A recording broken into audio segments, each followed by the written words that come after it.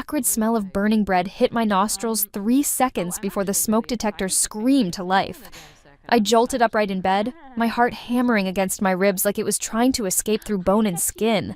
The sheets beneath me were wrong. Too soft, too new, smelling of fabric softener I hadn't bought in years. The morning light slanting through the window hit my face at an angle I didn't recognize, painting stripes across my hands as I threw them up instinctively. My hands. I stared at them, these familiar strangers.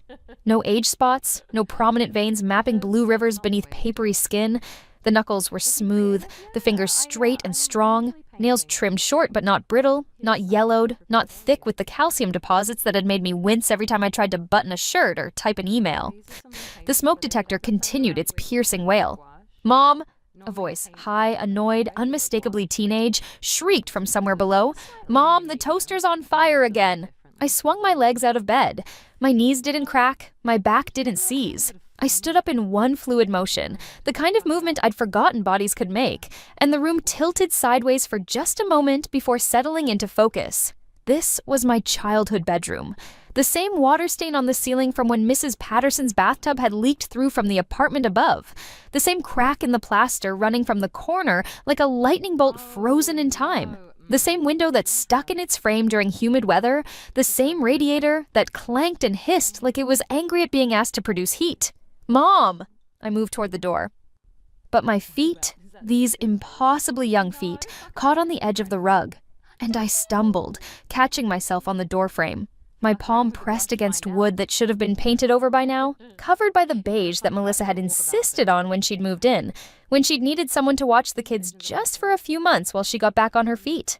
The paint was blue, chipped, faded, but blue. Like it had been before.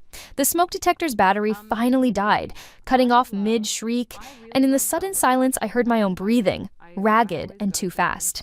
I heard traffic from the street below, the 6 a.m. symphony of honking horns and rumbling trucks that I'd trained myself to sleep through for the first 18 years of my life. I heard a door slam, and children's voices.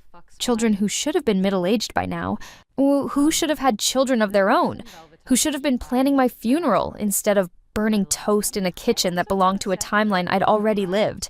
I walked down the hallway on legs that wanted to run, past the bathroom where the tiles were still intact, not yet cracked from the time 7-year-old Marcus had dropped the electric toothbrush, past the closet where Mom still kept her winter coats instead of Melissa's endless collection of suitcases that never quite made it to storage. The stairs creaked under my weight.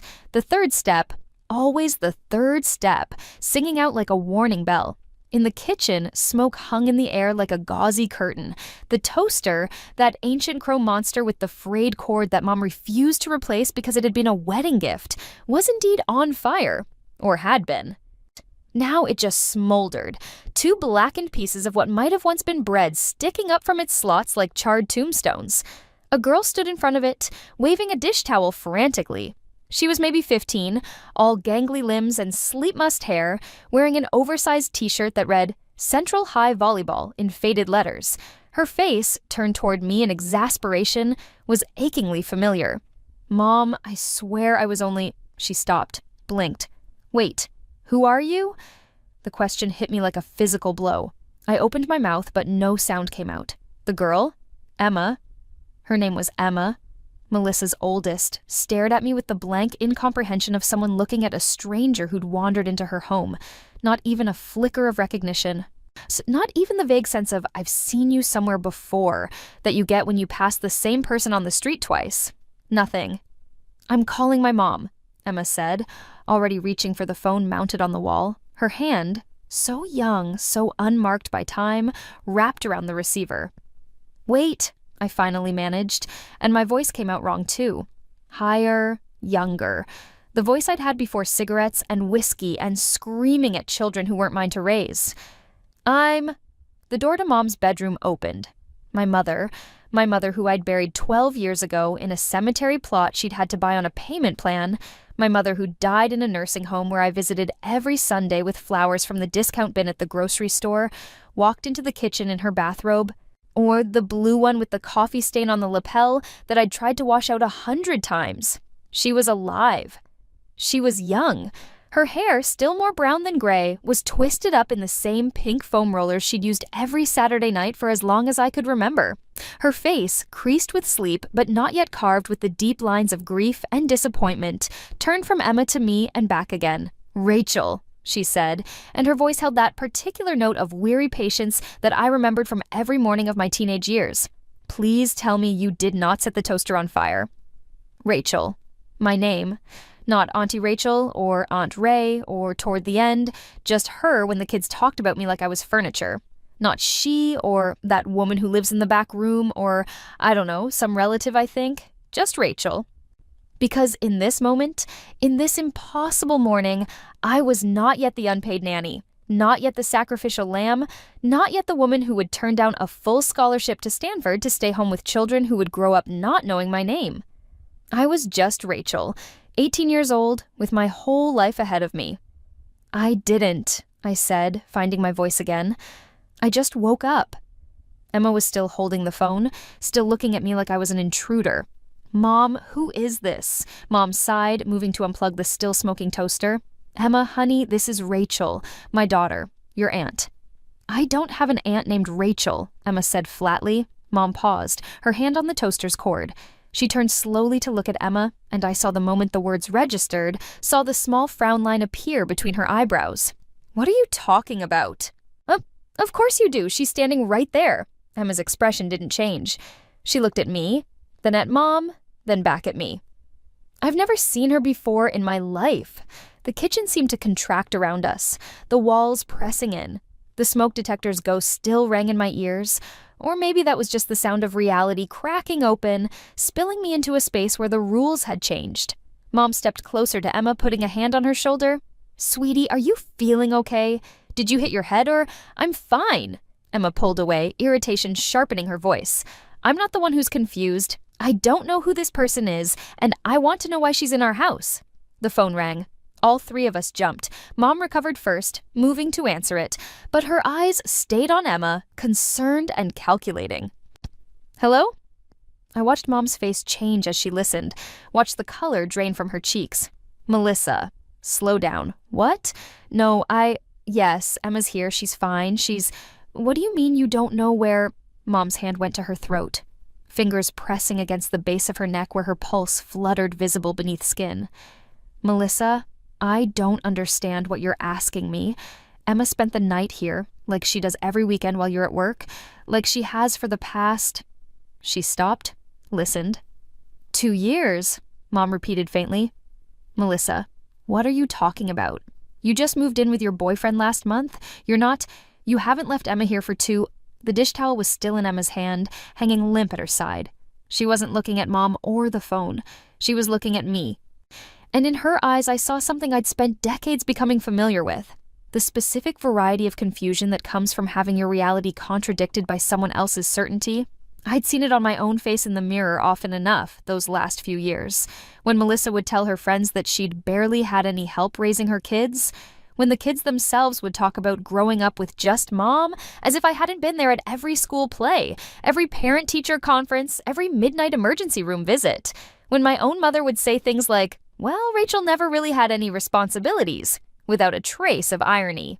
Now here was Emma, 15 years old, experiencing the fundamental wrongness of being told that her entire history was different from what she remembered. Except Emma's memories were the ones that were wrong. Or were they? Mom hung up the phone with shaking hands. She stood very still for a moment, her back to us, shoulders rigid beneath the bathrobe. When she turned around, her face had arranged itself into an expression I recognized, the one she wore when she was about to deliver bad news while pretending it wasn't that bad. "Melissa's on her way over," she said carefully. "She seems to think— She says she hasn't seen Emma in 2 years, that Emma's been living with her father." "I have been living with Dad," Emma said, defensive now. "I told you that when I got here last night. I told you I was visiting." "You told me you were staying the weekend," Mom corrected, like always. "I've never stayed here before." Emma's voice rose, cracking on the last word. "I don't even know where I am." "I thought this was Grandma's house, but you're not. You look too young to be—" She stopped, pressing her hand to her forehead. "I feel weird. I feel really weird. I should have said something. I should have moved, should have helped. should have done any of the things that the old Rachel, the other Rachel, the one who'd spent 40 years putting everyone else first, would have done automatically. Instead, I walked to the kitchen table and sat down. The chair was the same one I'd sat in every morning before school, the one with the slightly shorter back leg that made it wobble if you leaned too far to the left. I'd learned to compensate for it so automatically that my body adjusted without thinking, shifting my weight to the right. On the table, next to a stack of unopened mail, was a calendar. May 2006. 18 years before the heart attack that would kill me in a grocery store parking lot, clutching a bag of discount vegetables and a bottle of wine I'd bought to celebrate the fact that Marcus, Melissa's youngest, the one I'd read bedtime stories to for years, had gotten married without inviting me. 18 years before I'd die alone, with no children of my own, no career, no legacy beyond a paid-off mortgage on a house that would go to Melissa's kids who wouldn't remember my name at their aunt's funeral. 18 years before everything I'd sacrificed for would vanish like smoke from a burning toaster, leaving nothing behind. I was 18 years old again, and Emma didn't know who I was. The mailman arrived at 9:47 a.m., like he always did, like clockwork that had run the same way for decades. I knew because I'd spent years listening for that particular creak of the mailbox, waiting for the letters that would tell me whether Marcus got into his first-choice college, whether Emma's insurance claim had been approved, whether the check from Melissa was going to arrive this month or next. Now I sat at the kitchen table and listened to that same creak and felt nothing. Mom was on the phone with someone. A doctor, maybe, or Melissa's boyfriend, or possibly just her friend Carol, who worked as a nurse and could be counted on for medical advice at any hour. Emma had been sent to lie down in the guest room, which was still a guest room, and not yet the craft room Mom would convert it into after she decided that maybe, just maybe, she'd take up quilting, a hobby she'd abandoned 3 months and $200 in fabric later. The smoke had cleared. I'd opened the windows myself, moving through the kitchen with muscle memory so deep it bypassed thought. This window stuck at the halfway point. That one had to be lifted from the left side or the frame would catch. The back door needed to be pulled up slightly while turning the handle or the lock wouldn't disengage. I knew this house better than I knew my own body, or I had known it, in a life I'd already lived. The question was, which life was real? I stood and walked to the drawer next to the refrigerator, the junk drawer stuffed with expired coupons and rubber bands and batteries that might or might not still work. My hand reached for the back corner automatically, fingers finding the envelope tucked behind a stack of takeout menus. It was still there. I pulled it out slowly, like it might dissolve at my touch. The paper was crisp, expensive, embossed with a seal in the upper left corner, Stanford University, Office of Undergraduate Admissions. My hands trembled as I opened it, though I already knew what it said. I'd read this letter 100 times in the original timeline, memorizing every word, every clause, every promise of a future that had been snatched away. Dear Miss Rachel Chen, congratulations! It is our pleasure to inform you that you have been selected as a recipient of the Stanford Achievement Scholarship. Full ride, 4 years, room and board included, a stipend for books and living expenses. Everything I'd worked for through 4 years of high school, through every AP exam and extracurricular activity and essay revision, crystallized into this single piece of paper. I'd received it on a Tuesday. I'd been too excited to sleep that night, lying awake making plans, imagining the dorm room I'd decorate, the classes I'd take, the person I'd become. On Wednesday, Melissa had shown up. She'd been crying, which wasn't unusual. Melissa cried the way other people breathed, frequently, dramatically, and with little regard for who might be watching. But this time the tears had been accompanied by 2-year-old Marcus on her hip and Emma clinging to her leg, and a story about her boyfriend kicking her out, about having nowhere to go, about just needing a little help until she got back on her feet.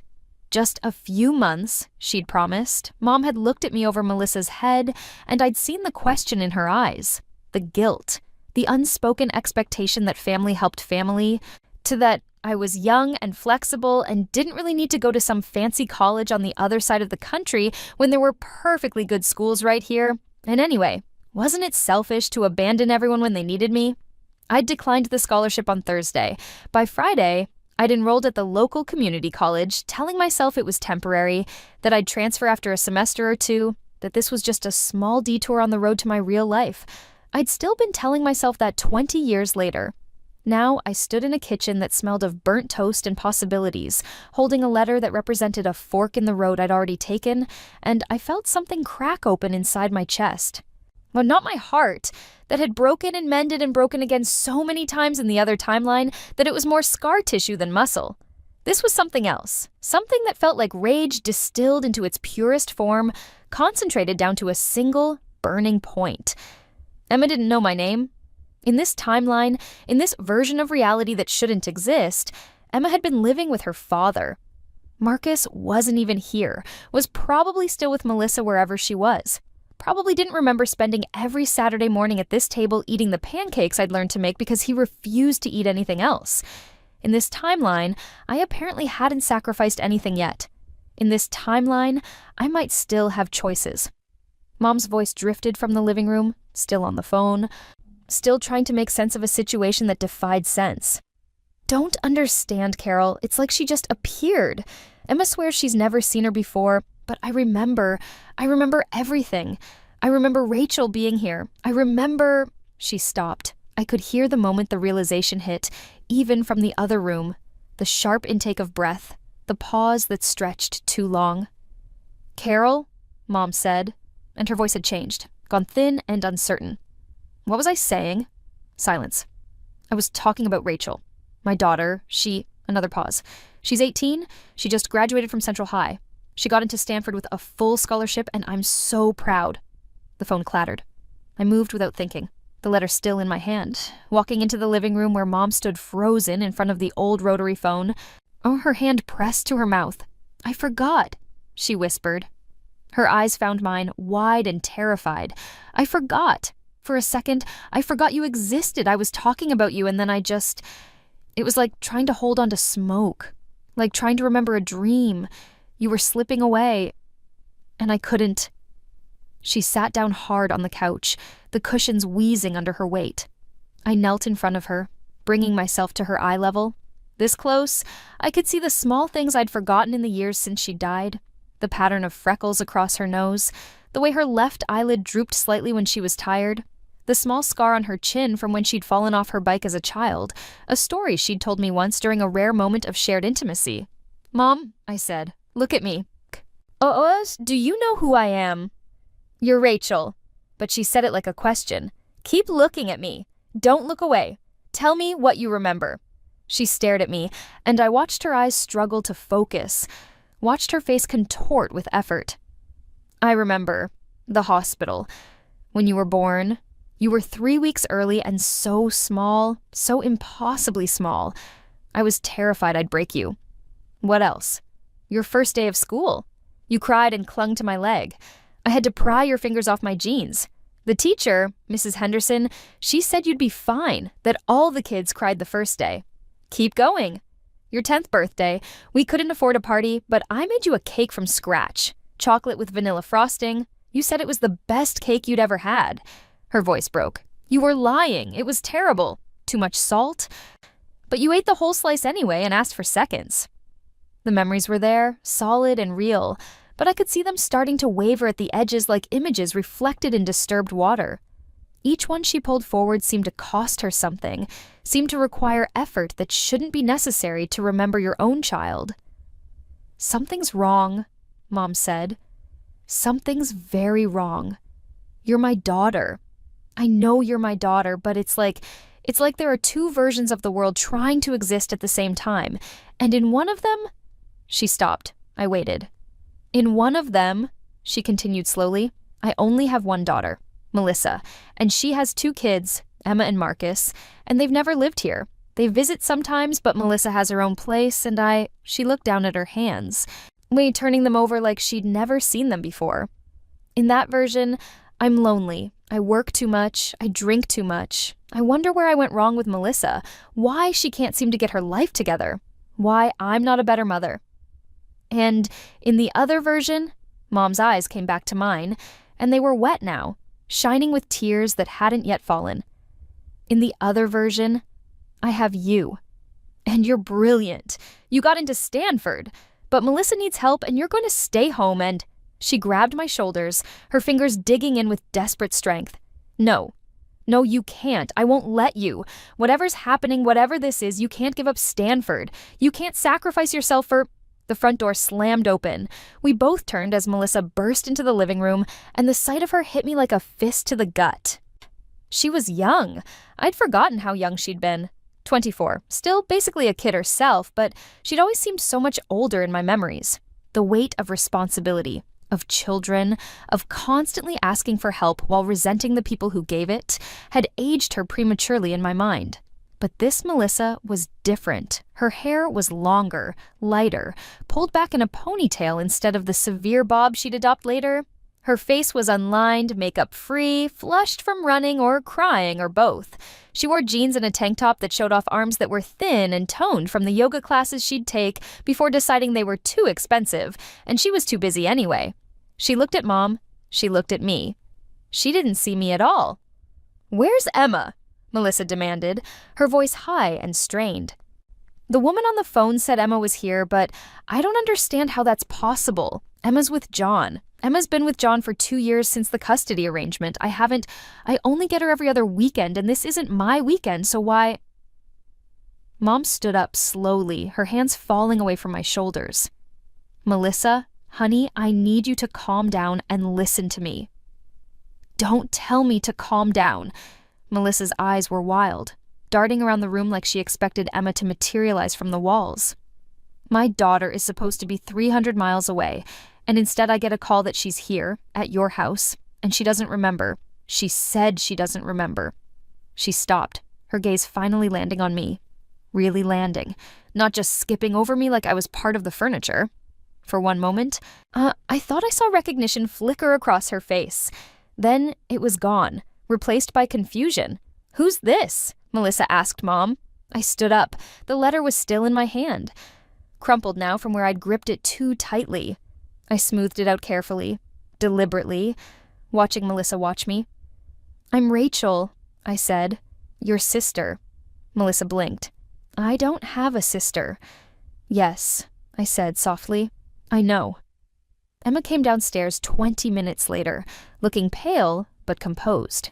She'd changed out of the volleyball shirt into jeans and a sweater, had pulled her hair back into a neat braid, had washed her face. She looked like someone who decided to take control of a situation that had spiraled beyond control, and I recognized the impulse because I'd worn that same mask for 40 years. Melissa rushed to her immediately, pulling her into a hug that Emma returned stiffly, mechanically. "Baby, are you okay? What happened? How did you get here?" "I don't know," Emma said into her mother's shoulder. Her voice was muffled but steady. "I went to bed at Dad's house and I woke up here, in a room I've never seen before. And there was this woman," she pulled back, looking at me over Melissa's shoulder. "She's still here."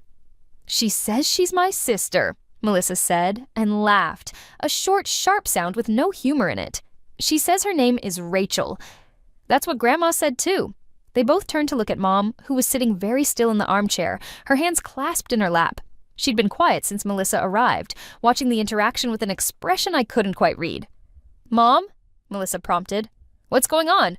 "Whoa, who is this person?" Mom opened her mouth, closed it, opened it again. "I don't know," she finally said, and the words seemed to cost her something. I look at her and I know that I know her. I have memories, clear memories, of her childhood, her graduation, of telling her how proud I was when she got accepted to Stanford. "Stanford?" Melissa's eyebrows rose. "Since when do you know anyone who went to Stanford?" "I didn't go," I interjected quietly. "I was going to, but I turned it down." 3 pairs of eyes swiveled to me. "Why would you turn down Stanford?" Emma asked, the question academic, curious, with no emotional weight behind it. I looked at Melissa. "To help with you?"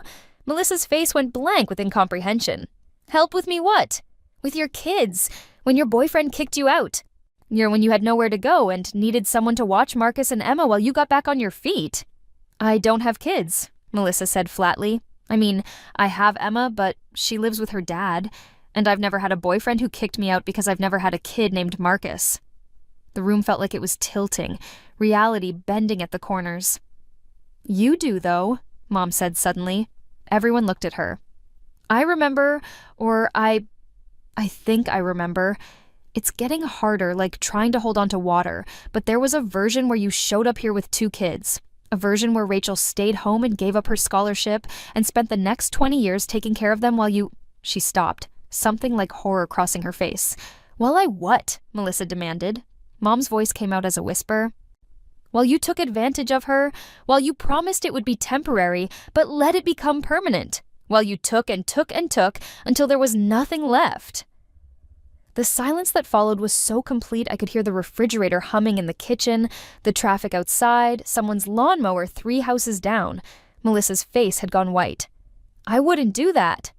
"You would," I said, and my voice came out harder than I'd intended. "You did. In another life, another timeline, another version of this morning, you did."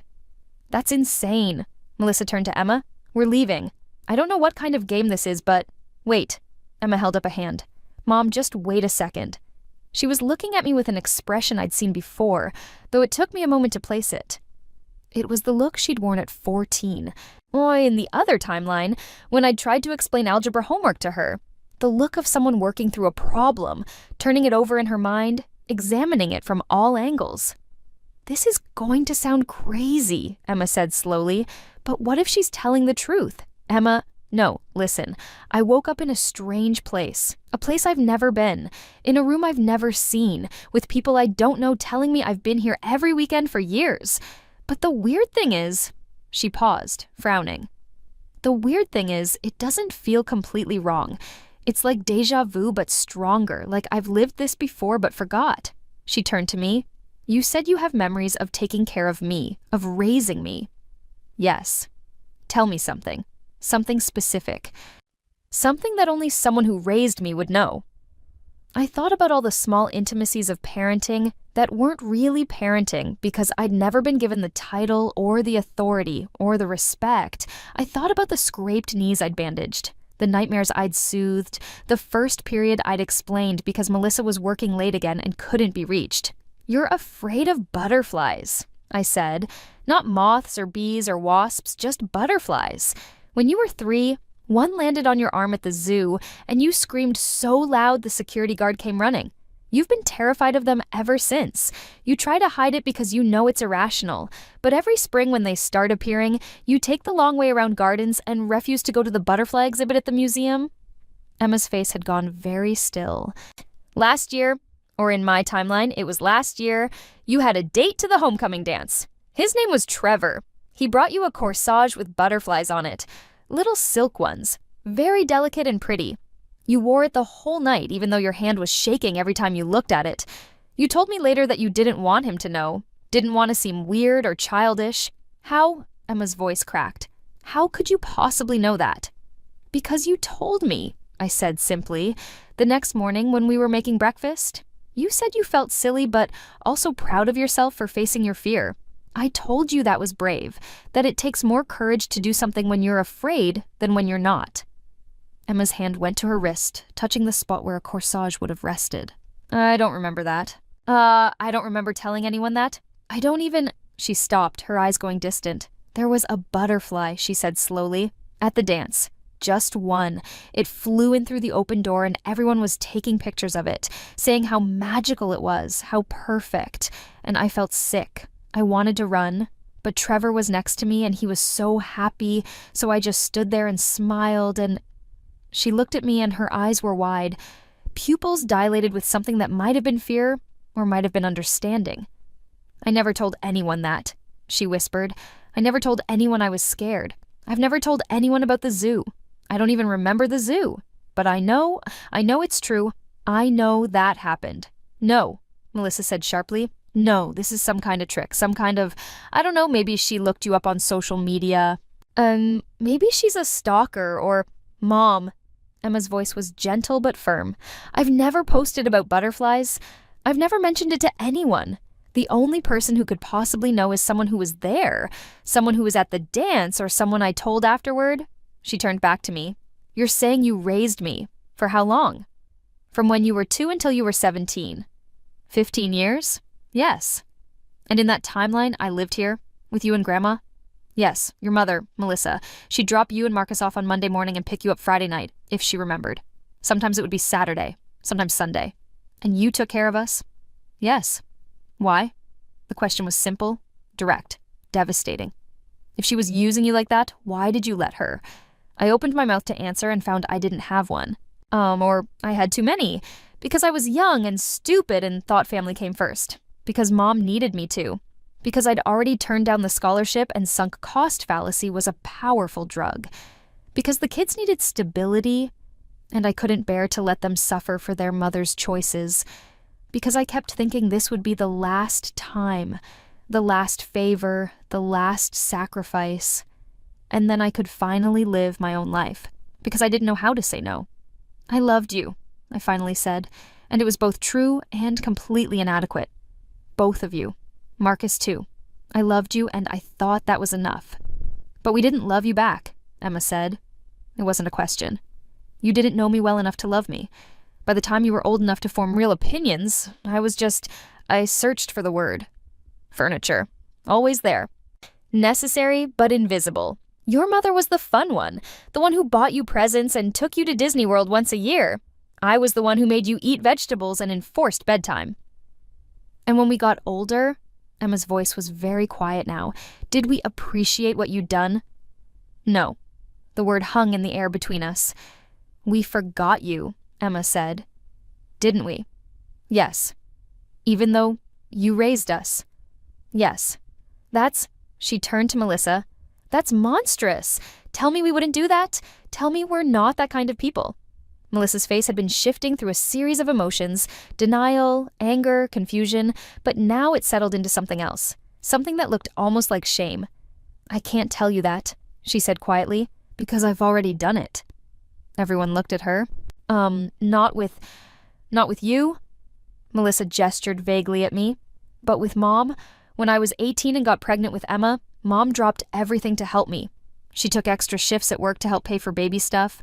She watched Emma when I wanted to go out with friends. She gave up a lot, and I just took it. I took it, and I told myself I deserved it, that I'd pay her back someday, that it was temporary. She looked at Mom, who was watching her with an expression of surprise. And then Emma went to live with John, and I had this whole new life, and I barely called. Maybe once a month, sometimes less, because it was easier not to, because every time I talked to you, I felt guilty about how much you'd sacrificed and how little I'd appreciated it. Mom's hands tightened in her lap. Melissa? So yeah, Melissa cut her off. Or looking back at me, I can absolutely believe that I'd do the same thing to a sister, that I'd take and take until there was nothing left, and then forget about it because it's easier than feeling guilty. The honesty was startling, raw, and for a moment I saw a version of Melissa that had never existed in my timeline.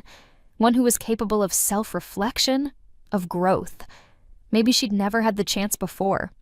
Maybe having 2 kids instead of 1, having the support instead of being drowned by the need for it, had broken something in her that could have been beautiful. So what do we do? Emma asked. If there are 2 timelines, 2 versions of reality trying to exist at the same time, what happens next? I looked down at the Stanford letter still clutched in my hand, at the words that had once represented my whole future. I don't know, I admitted. I woke up this morning in a body that's 18 years younger than it should be, with memories of a life I've already lived. You don't remember me. Melissa doesn't remember me. But Mom does, sort of, and you're starting to. So maybe the timeline is trying to correct itself. Maybe reality is trying to remember who I was supposed to be. Or maybe, Emma said slowly, reality is trying to forget who you became. The thought sent ice down my spine. In quantum mechanics, Emma continued, and when had she gotten interested in physics? She'd been an artist in my timeline, had wanted to study graphic design, but settled for a community college certificate because money was tight and dreams were negotiable. There's this idea that observation affects reality, that nothing is real until it's observed. So maybe you existing, you being here and being remembered, is what keeps this timeline stable.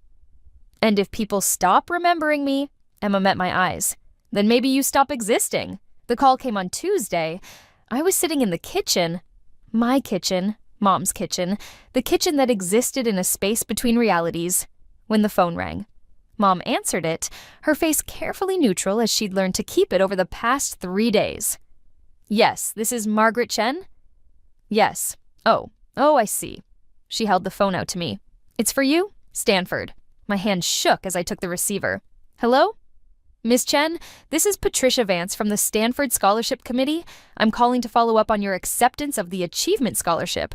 We sent the packet 2 weeks ago with all the enrollment information. But we haven't received your confirmation or housing preferences yet.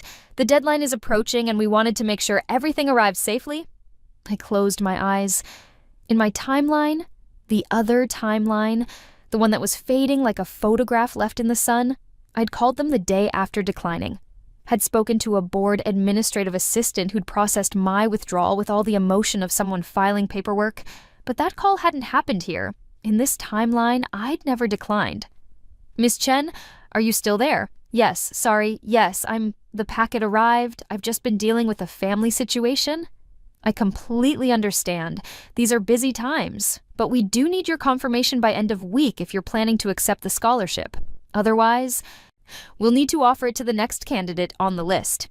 End of week, Friday. 4 days to decide whether to let this timeline stabilize or try to force it back into the shape of the other one. I'll have it to you by Friday, I promised. After I hung up, Mom handed me a cup of coffee without being asked. She'd learned how I took it over the past 3 days. 2 sugars, no cream, with a splash of vanilla extract from the baking cabinet. In my other life, she'd known this for decades. In this one, it was new information, carefully memorized. Are you going to go? She asked. I don't know. Liar, but she said it gently. You already know. You knew the moment they called. I wrapped my hands around the mug, letting the heat seep into my palms. If I go, the timeline might stabilize.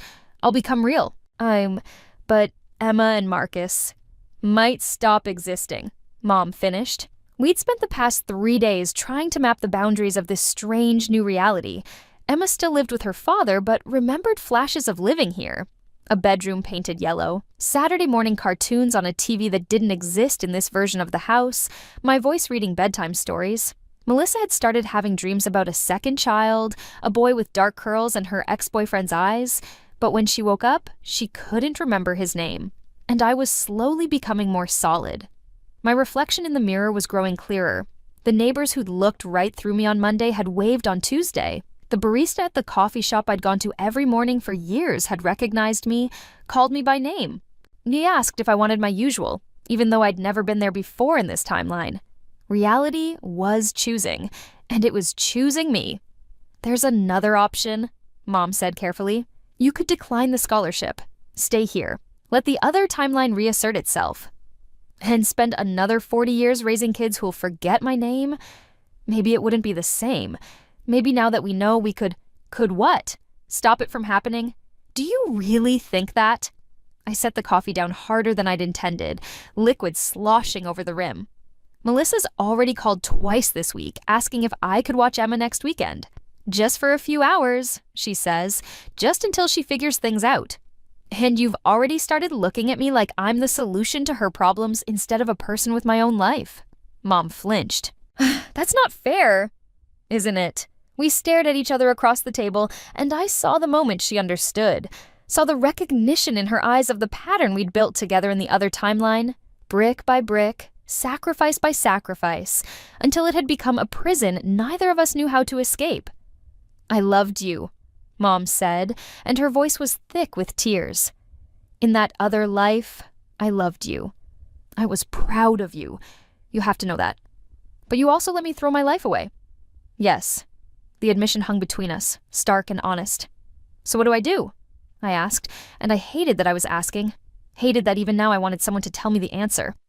How do I choose between existing and doing the right thing? Is it the right thing, though? Mom leaned forward. Staying here, giving up your future again, would that actually help anyone? Or would it just perpetuate a cycle that hurts everyone involved? Before I could answer, the doorbell rang.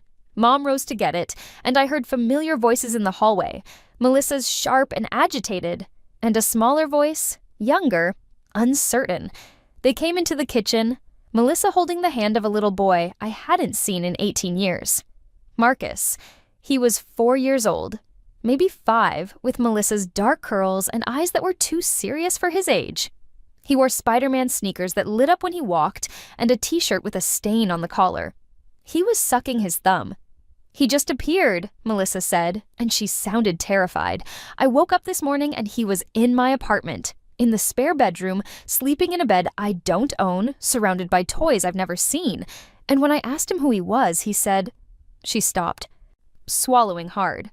He said he's my son. Marcus pulled his thumb out of his mouth with a soft pop. He looked around the kitchen with the careful attention of a child in a new place, cataloging everything, assessing potential dangers and comforts. His eyes found mine and stopped. "Aunt Ray," he said, and his whole face lit up with a smile I'd forgotten, a smile I'd last seen decades ago before life had worn it away. "I had a bad dream. I dreamed you weren't real." Then he let go of Melissa's hand and ran to me, small arms wrapping around my legs, face pressing into my hip. "But you're here," he said, muffled against my jeans. "You're real?" I stood frozen, feeling the weight of him against me, the trust in that embrace. My hands hovered over his head, unsure whether to push him away or pull him closer. "Marcus," I said carefully, do you know where you are?" "Home." He said it with a 4-year-old's certainty. "This is home. This is where we live, you and me and Emma and Grandma." "And your mom?" He pulled back to look at Melissa, and his expression shifted to something more complicated. "Mom visits," he said. "Sometimes, when she's not busy with work." Melissa made a sound like she'd been punched. "Marcus," she said, kneeling down to his level. "Sweetie, I need you to listen to me. I don't have an apartment with a spare bedroom. I don't have toys for you. I don't—" "It's okay," Marcus interrupted with the patience of a child who's had this conversation before. "Aunt Ray says you're doing your best. She says you love me even when you can't be here." He turned back to me, a thumb finding its way to his mouth again. "I'm hungry." "Can we have pancakes?" The room seemed to contract around his question, this simple request carrying the weight of 18 years of Saturday mornings, of learning to cook because a 4-year-old boy refused to eat anything else, of standing at this stove making shapes in batter while Marcus called out requests: dinosaur, rocket ship, heart, star. "I don't know how to make pancakes," I said. Marcus laughed, the sound bright and clear and completely genuine. "Yes, you do. You make them every Saturday. They're the best pancakes in the whole world." Emma appeared in the doorway. She was 15 again, or still dressed for school in that same volleyball shirt, but her expression was different. Older, like she'd aged years in the past 3 days. "He's real," she said, looking at Marcus. "I remember him. Not clearly, but fragments. Pushing him on the swings at the park, reading him stories, fighting over who got the remote control." She looked at me. "You're making us choose, aren't you? By existing, by being real. You're forcing reality to pick between timelines." "I'm not doing anything," I protested. "I didn't ask for this." "But you're not giving it back either." Emma's voice was calm, observational. "You could decline Stanford again. You could let this timeline collapse. Let us go back to not knowing you. But you're not going to, are you?" I looked at Marcus, who was watching me with those 2 serious eyes, waiting for an answer about pancakes. I looked at Melissa, who'd gone pale, one hand pressed to her stomach like she was trying to hold herself together. I looked at Mom, who'd sat back down and was staring at her coffee cup like it held answers. No, I said finally. "I'm not going to decline Stanford. I'm not going to sacrifice my life again for people who won't remember my name." "Even if it means we stop existing?" Emma asked. "You won't stop existing. You'll just exist differently, in a timeline where your mother has fewer kids and more ability to actually raise them, where you don't have to grow up in this house being shuffled between parents who are too busy or too tired or too resentful to really see you." "You don't know that," Melissa said. "You don't know what will happen. Maybe in that timeline I'm a worse mother. Maybe without you to fall back on, She couldn't finish the sentence. I thought about the Melissa I'd known, the one who'd taken and taken until there was nothing left to give. The one who'd rewritten history in her own mind until I was barely a footnote, an occasional babysitter, someone who'd helped out a little, but not enough to really matter. Then I thought about this Melissa, the one who'd admitted her flaws, who'd shown up at the door with a child she didn't remember having, who was scared but hadn't run. "Maybe you'll be better," I said. "Maybe having to actually face your responsibilities instead of outsourcing them to me will force you to grow up." "That's not fair," Melissa whispered. "No," I agreed, "but it's true." Marcus tugged on my hand. "Pancakes? I looked down at him, at this child who existed in a space between realities, who remembered a lifetime that was unraveling around him. "I'm sorry," I told him. "I can't make you pancakes." His face crumpled. "But you always make pancakes." "I know. Oh, baby." But not anymore. He started to cry, and the sound of it was like something breaking inside my chest. But I didn't move to comfort him, didn't kneel down and pull him into my arms like every instinct screamed at me to do. Instead, I stepped back. "Melissa," I said, "your son is hungry. Maybe you should figure out how to feed him." Then I walked out of the kitchen, through the living room, up the stairs to my bedroom. Behind me, I heard Marcus's cries intensify, heard Melissa's voice trying to soothe him, heard Mom saying something I couldn't make out. I closed the door and leaned against it, my heart hammering. On my desk, the Stanford acceptance letter was waiting, next to the enrollment forms I'd been filling out in careful print. Housing preferences, meal plan options, emergency contacts. I picked up the pen and went back to work. They came for me on Thursday. I woke to find Emma sitting in the chair by my window, backlit by dawn light, her face in shadow. "Jesus Christ," I gasped, pressing a hand to my racing heart. "How long have you been there?" "A while." Her voice was flat, exhausted. "I've been trying to remember you, to hold on to the memories before they disappear completely." I sat up, pulling my blanket around my shoulders. The room was cold, or I was cold, or something about Emma's presence had brought a chill with it. "Is it working?" "No." She leaned forward, elbows on her knees, and I could see her face now. She looked terrible, dark circles under her eyes, skin pale, hair unwashed and tangled. Every time I get close to a memory, it slips away, like trying to grab water. I know there's something there. Something important, but I can't hold on to it. "Maybe you're not supposed to." "Maybe." She was quiet for a moment. "Marcus is getting worse. He woke up screaming last night, saying he couldn't remember his room, couldn't remember what his bed looked like, what toys he owned. Mom tried to take him to a doctor, but he..." She stopped. "He what?" "He disappeared, just for a few seconds. Mom says she looked away to grab her keys, and when she looked back, he was gone. Then he was there again, but more transparent, like you could see through him if you looked hard enough." I thought about quantum mechanics, about observation affecting reality, about the physics of existence.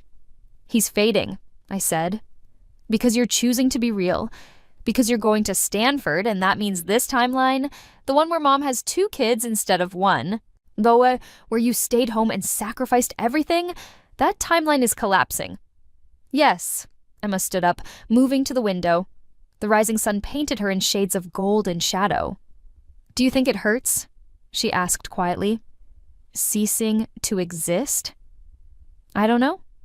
"He's 4 years old. He doesn't understand what's happening. He just knows that everything he's ever known is disappearing, and there's nothing he can do to stop it." The guilt hit me like a physical blow. "Emma, I'm not trying to make you feel bad," she interrupted. "Or maybe I am, I don't know. I'm trying to understand. You lived a whole life, 40 years of taking care of us, of putting us first, of sacrificing everything, and now you have a chance to undo it, to get back everything you lost." She turned to face me. "But Marcus and I, we're the cost of that choice. Whoa, we're the price you have to pay for your freedom." "You're not dying," I said. "You'll still exist, just differently. As an only child, growing up with a single mother who has her shit together because she doesn't have 2 kids overwhelming her, in a timeline where I don't know what it's like to have a brother, to share a room, to..." Her voice broke. "I'm starting to remember," she said. "Little things, important things. Like Marcus trying to read me bedtime stories when I was sick, getting all the words wrong but refusing to stop until I smiled, like sharing Halloween candy, trading the candy corn I hated for the Snickers he loved, like..." She pressed her hands to her face, like having someone who was always there, who I fought with and played with and grew up with, and I'm losing that, I'm losing him. "And I know it's selfish to ask you to give up your life for us again. I know that's exactly what happened before, and it destroyed you, but..." She looked at me through her fingers. "But I don't want to lose my brother."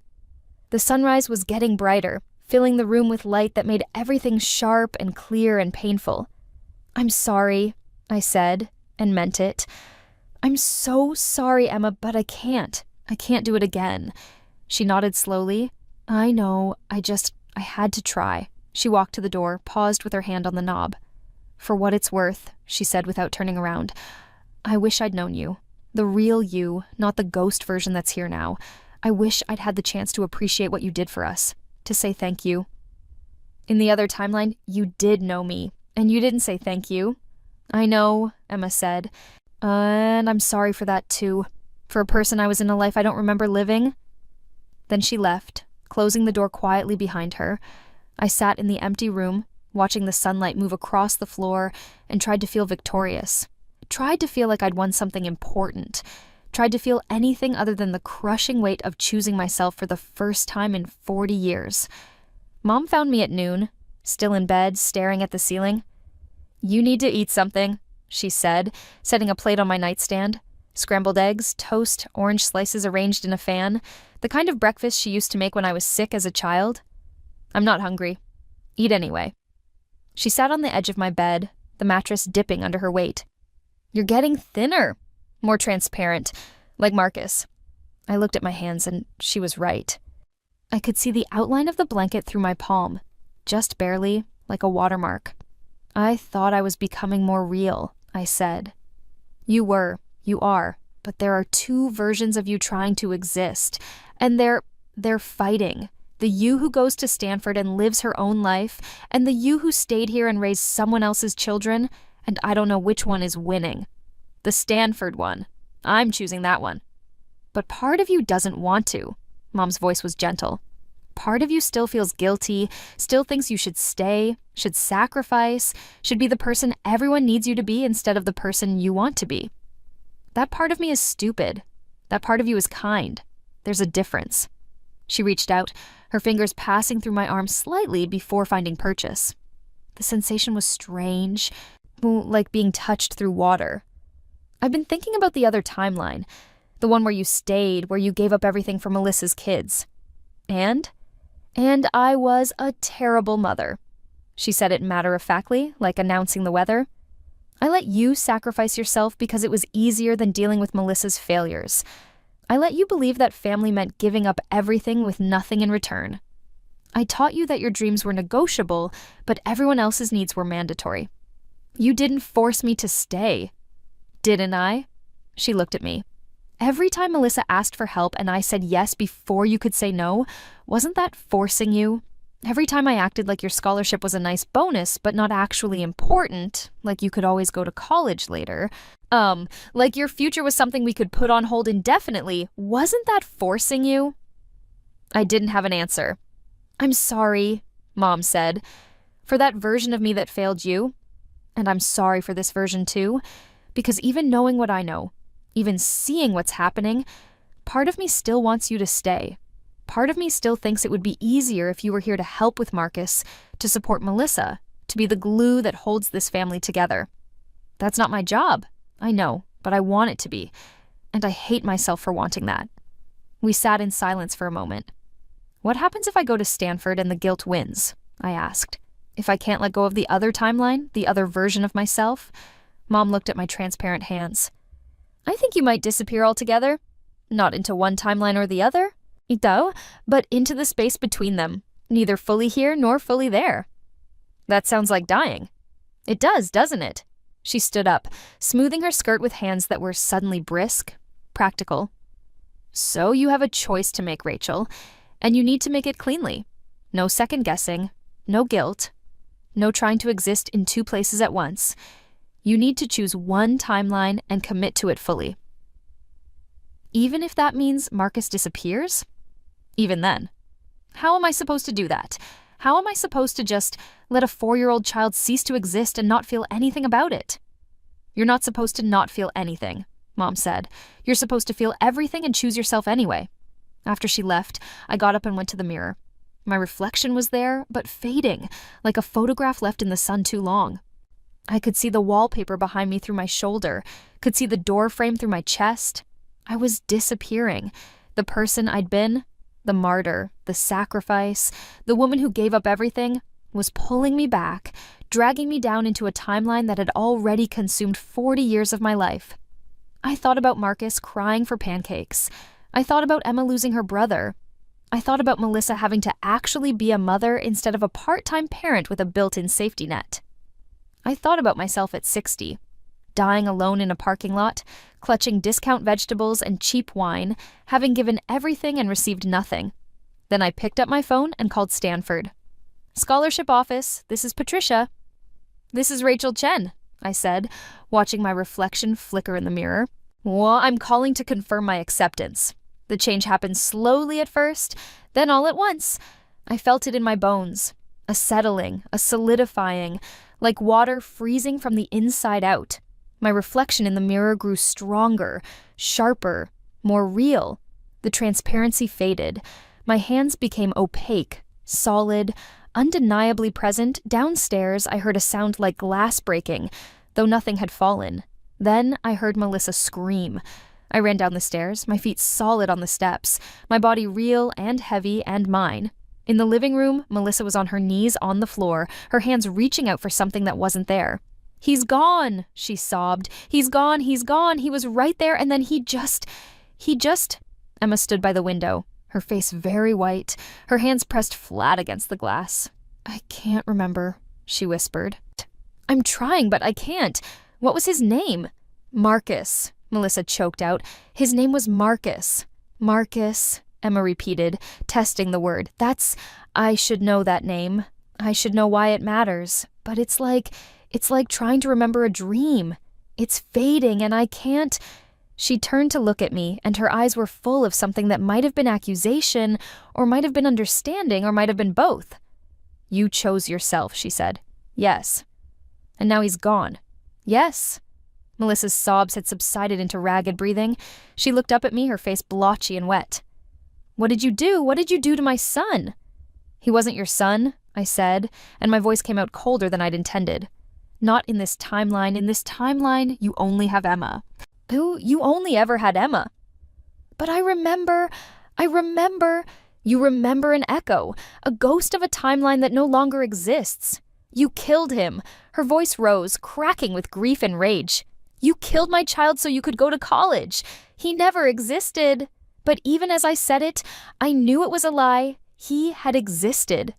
Maybe not in this timeline, maybe not in this reality, but somewhere in the quantum foam of possibility, a 4-year-old boy with serious eyes and Spider-Man shoes had been real, had been loved, had called me Aunt Ray. I felt something inside me crack, and the grief poured through like water through a broken dam. "I'm sorry," I whispered. "I'm so sorry." But sorry wasn't enough, had never been enough, would never be enough. Mom appeared in the doorway, taking in the scene. Melissa on the floor, Emma by the window, me standing in the middle of the room like a statue carved from guilt. "It's done then," she said quietly. "Yes." "And you're real?" "Yes." She nodded. "Then I think you should go." I stared at her. "What?" "To Stanford. To California. To your life." Her voice was firm, but not unkind. "You've made your choice. Now you need to live with it. And you can't do that here, watching Melissa grieve a child she's already starting to forget, watching Emma remember and unremember a brother who's slipping away like smoke." "I can't just leave." "You have to," Mom interrupted, "because if you stay, you'll convince yourself to go back. You'll see Melissa struggling, and you'll think just this once, just to help out, just until she gets back on her feet. And then it will be too late." She was right. I could already feel the pull of it. The familiar gravity of other people's needs dragging me down. "When?" I asked. "Tomorrow. I'll drive you to the airport. We'll say it's for orientation, getting settled early, whatever excuse we need. But you need to go, Rachel. You need to get out while you still can." That night, I packed. It should have been easy. I was 18, I owned almost nothing. Everything I needed would fit in 2 suitcases. But every object I touched felt weighted with significance. The books I'd read 100 times, the sweater Mom had given me for my 16th birthday, the jewelry box that played a tinny version of Somewhere Over the Rainbow when you opened it, things I'd had in the other timeline too, things that existed in both versions of my life. I was folding a shirt when someone knocked on my door. "Come in," Emma entered, tall, closing the door behind her. She looked better than she had earlier, washed face, clean clothes, hair brushed. But her eyes were still red-rimmed, still shadowed. "I wanted to say goodbye," she said. "You don't have to." "I do, though." She sat on my bed, in the exact spot she'd occupied earlier that morning when she'd asked me not to go to Stanford. "Because in a few days, I won't remember why I should. Won't remember you at all, probably, and I wanted to say it while I still can." "Say what?" "Thank you." Her voice was steady, deliberate. "For the life you lived that I don't remember. For the years you spent raising me. For the sacrifices you made that I never appreciated." "Emma, let me finish." She held up a hand. "I know it's weird to thank someone for something I don't actually remember experiencing. But I've been thinking about it, about the kind of person who would give up everything for someone else's kids, who would turn down Stanford and spend 40 years in the background of other people's lives." She looked at me directly. "That person was good. Better than I am, probably. Better than most people. And even though you're choosing differently this time, even though Marcus is gone because of that choice, I don't think you're wrong. Then why does it feel so terrible?" "Because you're human," Emma said simply. "Because you're allowed to feel guilty about choosing yourself. You're just not allowed to let that guilt consume you." She stood, moved to the door. "I hope Stanford is everything you want it to be," she said. "I hope you become the person you were meant to be. And I hope," she paused, "I hope that somewhere, as in some other timeline, there's a version of me who knew you, who grew up with you, who loved you the way you deserve to be loved." Then she left, and I was alone with my suitcases and my guilt and my future. The airport was chaos. Screaming children, harried travelers, the smell of coffee and stress and recycled air. Mom and I sat at the gate, not talking, both of us staring at the departure board like it held answers to questions we hadn't figured out how to ask yet. "You'll call when you land," Mom said. Not a question. Yes. "And you'll eat. 3 meals a day. I know what you're like when you get focused on studying. Mom." She stopped, turning to look at me. There were tears in her eyes, though she was fighting hard to keep them from falling. "I don't want to let you go," she admitted. "Even knowing everything I know, even seeing what happened with Marcus, part of me still wants to ask you to stay. But you won't." "But I won't." She took my hand, gripping it tightly. "Because I love you. The real kind of love that wants what's best for you, not the selfish kind that keeps you close out of convenience." The PA system crackled to life. "Now boarding flight 243 to San Francisco. All zones." I stood, picking up my carry-on. Mom stood too. And then suddenly we were hugging. Her arms tight around me, her face pressed into my shoulder. "I'm sorry," she whispered, "for the other timeline, for failing you, for letting you disappear. You didn't know. I did, though. Deep down I knew, and I let it happen anyway because it was easier." She pulled back, holding me at arm's length. "Don't let anyone do that to you again," she said fiercely. "Don't let anyone convince you that your dreams are negotiable. Don't let anyone make you smaller just to fit into the space they've decided you should occupy." "I won't. Promise me." "I promise." She nodded, satisfied, and let me go. I was halfway down the jetway when I heard her call my name. I turned back to see her standing at the gate, one hand raised in farewell. "Rachel," she called, "I want you to know. In any timeline, in any version of reality, I'm proud of you." The words hit me like a physical blow. In 40 years of the other timeline, she'd never said that. Never quite managed to articulate what I'd meant to her, what I'd sacrificed, what I'd become in service of other people's needs. Now, in this timeline where I was choosing myself, she finally could. I waved back, then turned and walked onto the plane. I'd expected the flight to be uneventful. 5 hours of staring out the window, maybe watching a movie, definitely avoiding thinking about Marcus or Emma or the timeline I'd erased. Instead, reality fractured. It started small. The woman in the seat next to me flickered, there and not there, solid and transparent, like a light bulb about to burn out.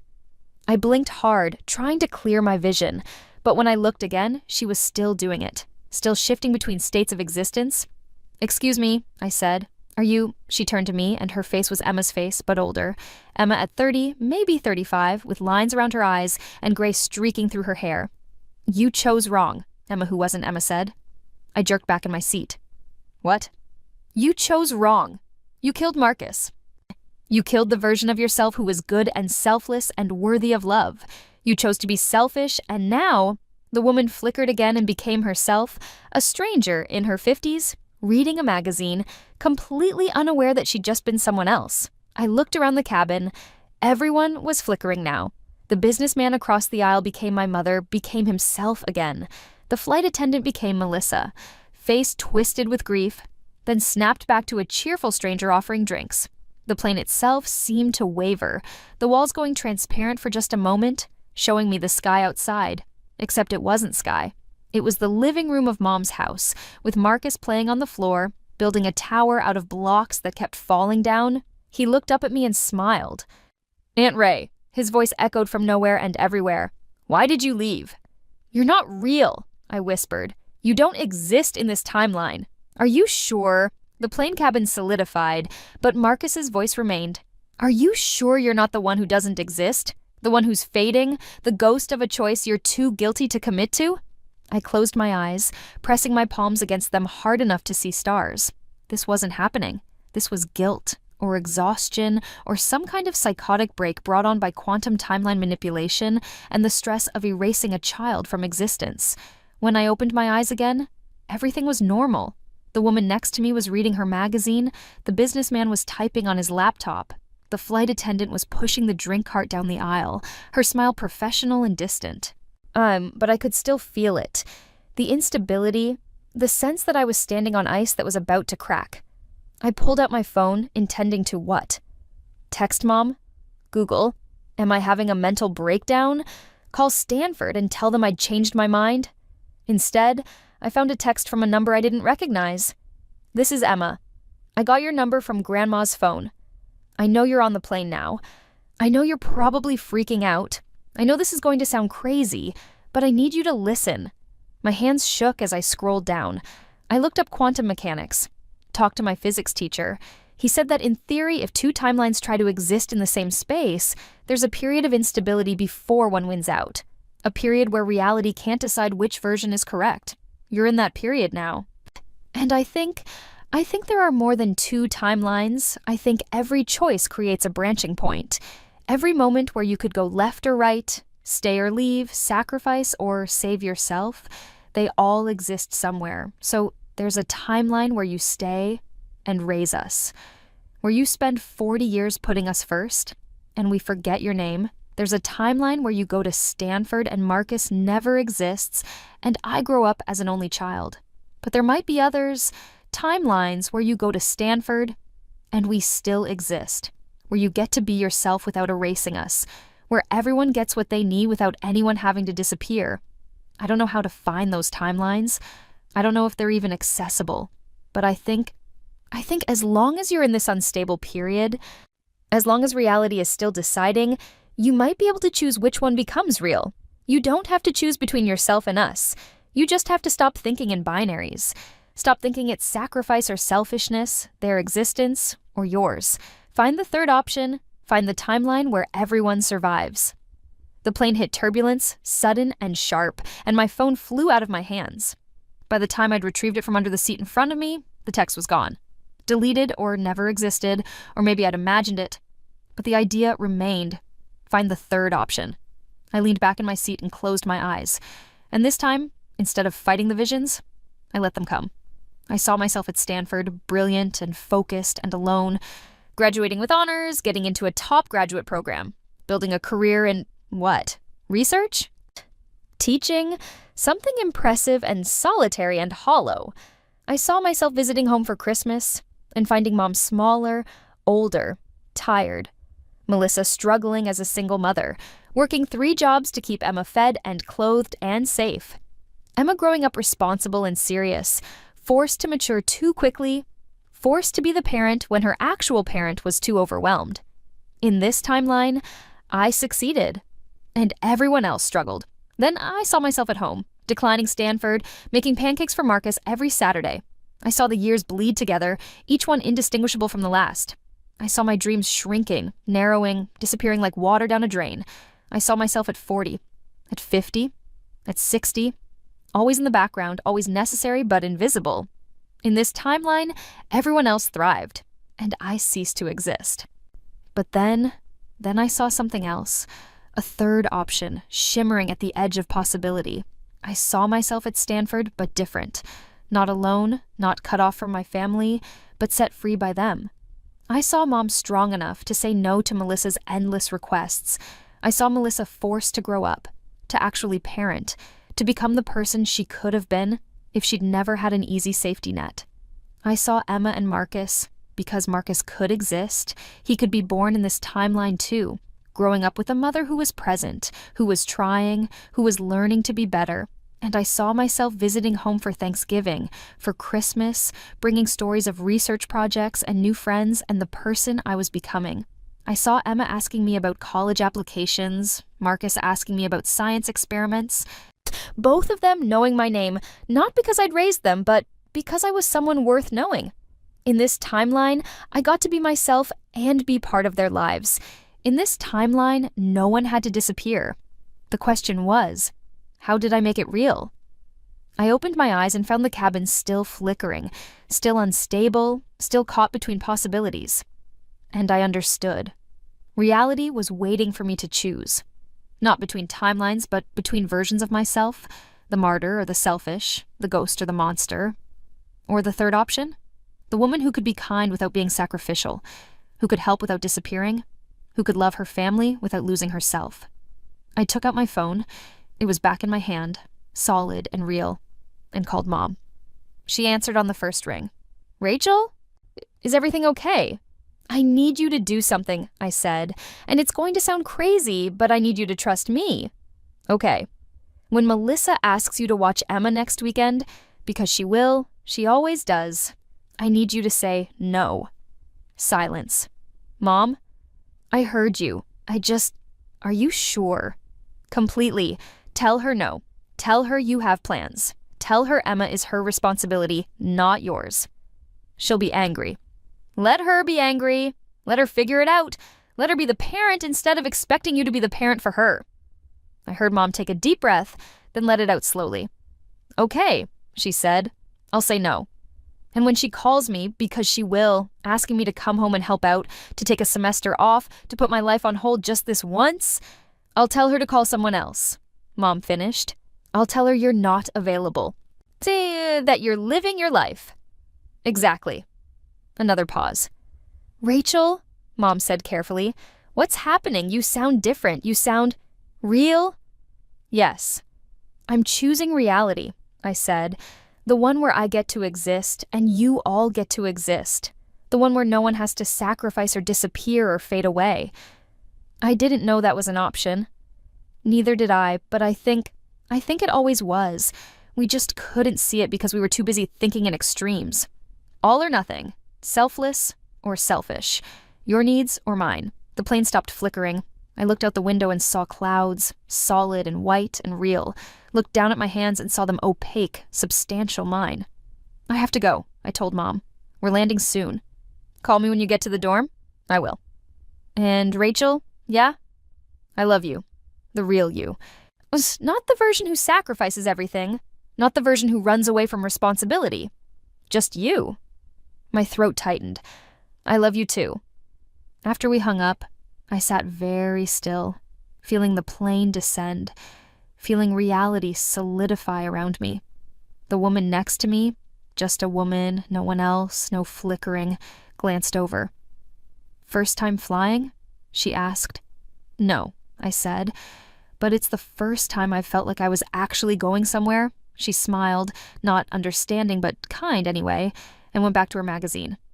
Stanford was beautiful. I'd seen pictures, of course, had spent hours scrolling through the website, imagining myself walking those paths, sitting in those classrooms, living that life. But being there, actually being there, was different. The buildings were old and stately, Zua covered in sandstone that glowed gold in the late afternoon light. Students sprawled on the lawns, studying or sleeping or playing frisbee. Someone was playing guitar under a tree. Someone else was arguing passionately about philosophy or politics or the best pizza place on campus. I stood in the middle of it all with my suitcases at my feet, and I felt real, solid, present. This was my life.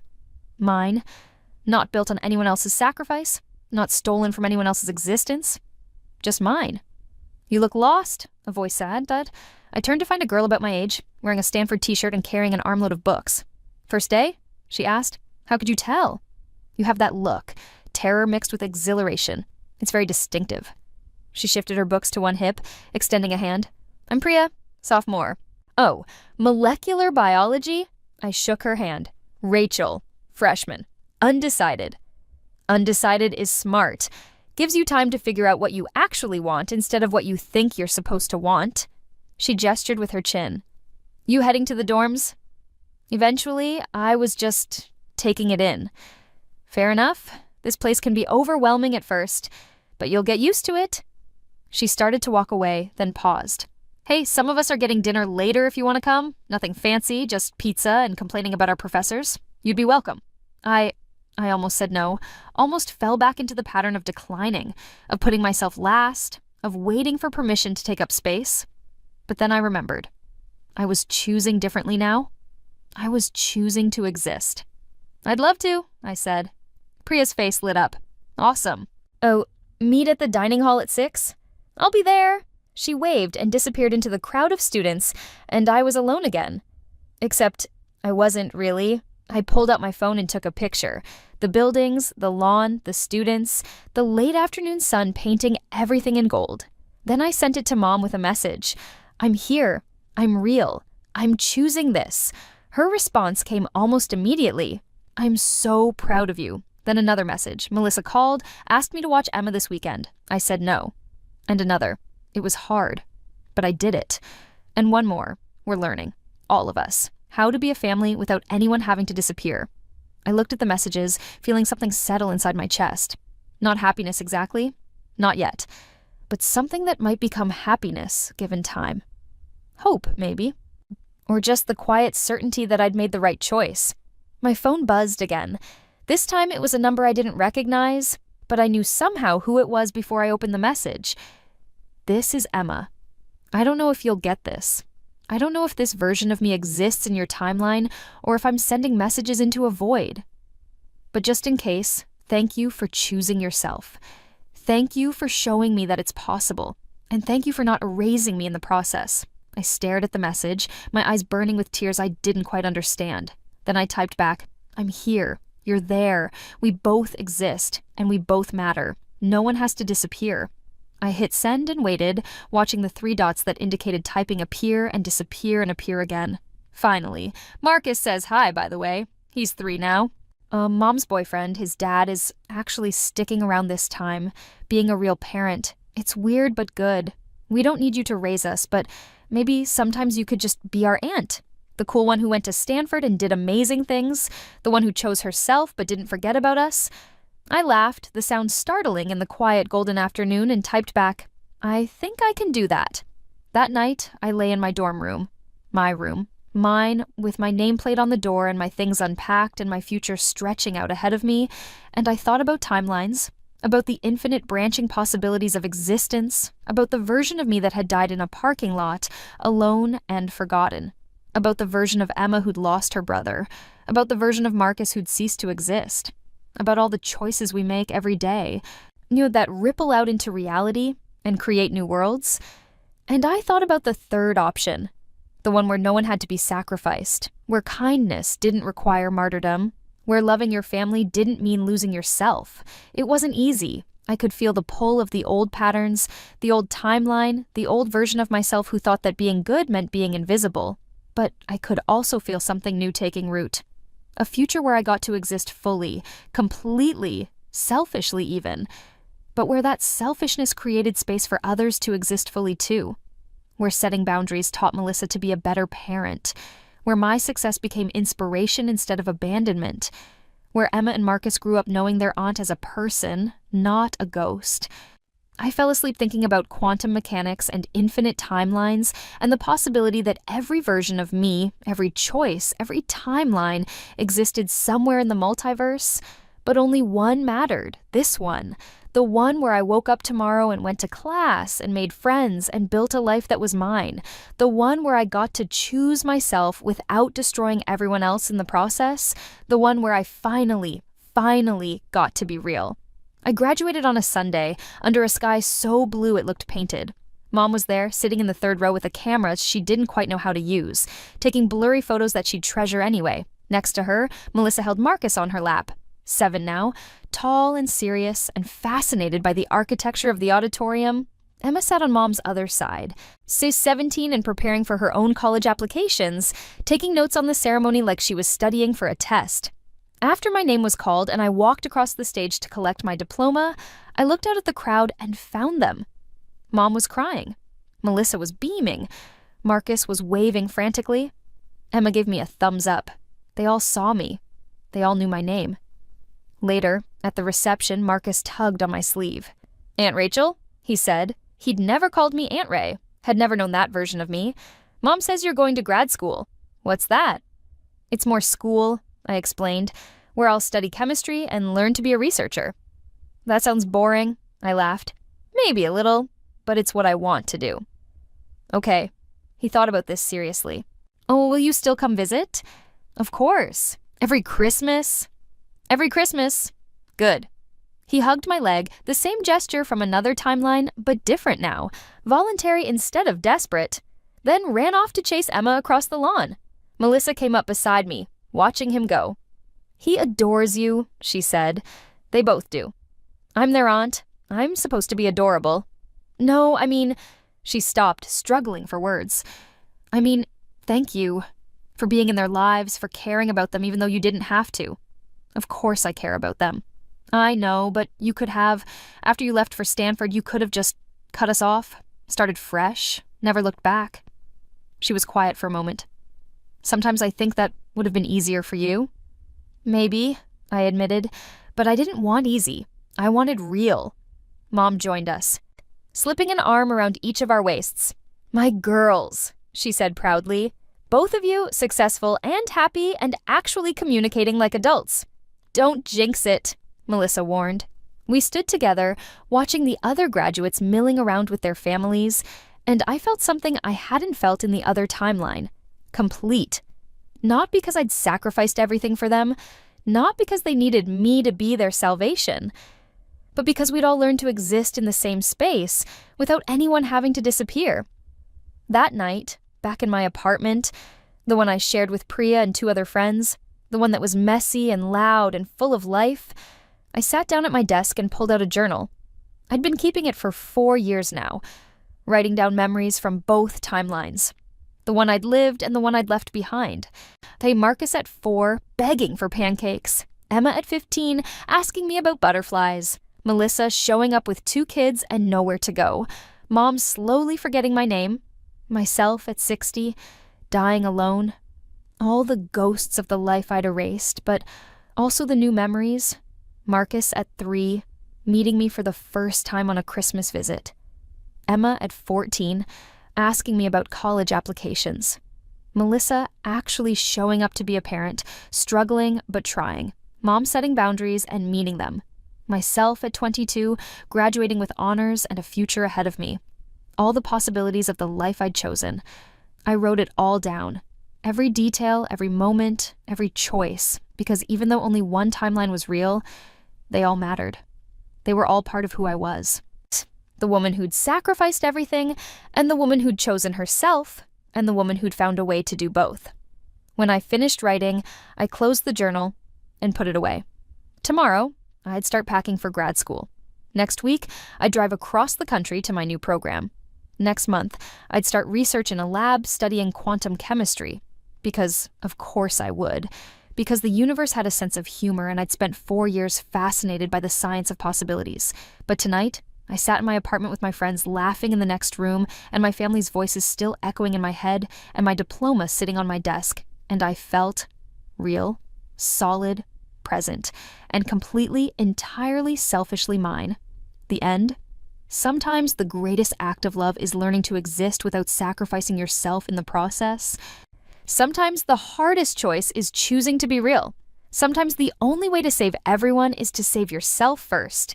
And sometimes, just sometimes, there's a third option. A timeline where everyone gets to exist, where everyone matters, where no one has to disappear. You just have to be brave enough to choose it.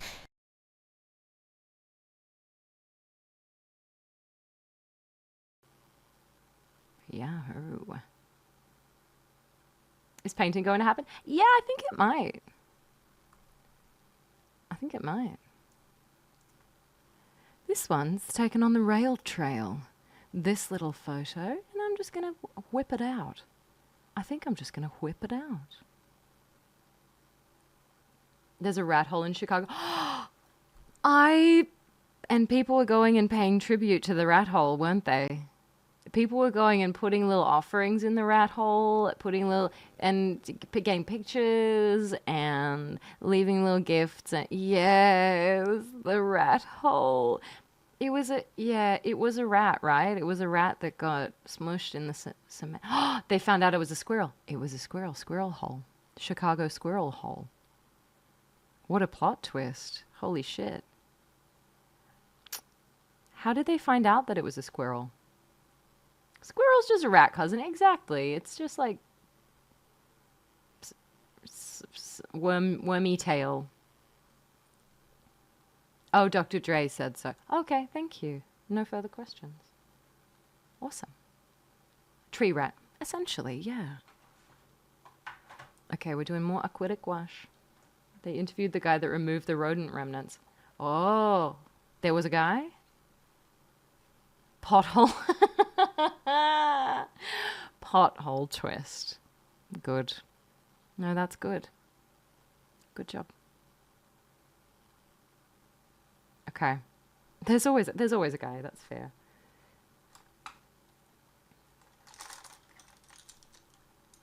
Oh, a Dre. Oh, yeah, a Dre is a squirrel house. Yes. D-R-E-Y, right? Portfolio. I need TP for my pothole. Yes, you're absolutely correct. No, Omerta. And you know what? I had forgotten. And I'm so sorry. Landscape with... yeah, it's a little different. I knew I was funny. You did. You did. And we all knew as well.